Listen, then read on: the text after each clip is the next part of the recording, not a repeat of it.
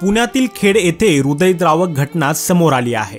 बहिणीच्या साखरपुड्याची तयारी सुरू असताना घरावर दुःखाचा डोंगर कोसळला आहे। कोणी विचारही केला नव्हता की असं काही घडेल। बेपत्ता असलेल्या अल्पवयीन मुलीचा मृतदेह भीमा नदीच्या पात्रात सापडला होता। मात्र पोलिसांनी तपासाची सूत्र फिरवल्यावर सत्य समोर आलं आहे। आरोपीला पोलिसांनी अटक केली असून त्याला पोलीस कोठडी सुद्धा सुनावण्यात आली आहे। मांजरेवाडी तालुका खेड येथे अल्पवयीन महाविद्यालयीन मुलीचा मृतदेह भीमा नदीच्या पात्रात शनिवारी दुपारी सापडला होता।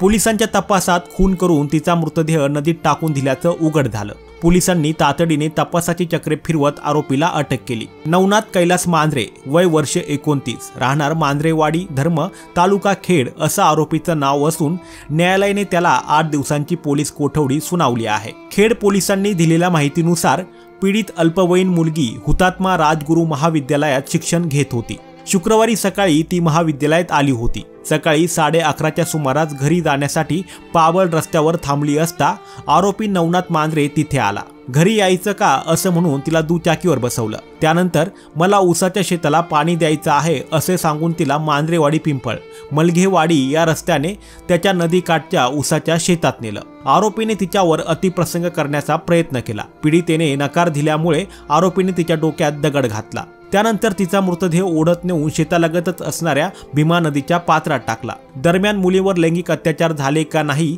याबाबत शवविच्छेदन अहवाल येणं बाकी आहे असं पोलिसांनी सांगितलंय। दरम्यान पीडित मुलीच्या मोठ्या बहिणीचा साखरपुडा होणार होता, त्यामुळे सर्व कुटुंब आनंदात होतं। मात्र आदल्या दिवशी छोट्या बहिणीचा खून झाल्यामुळे कुटुंबावर दुःखाचा डोंगर कोसळला आहे।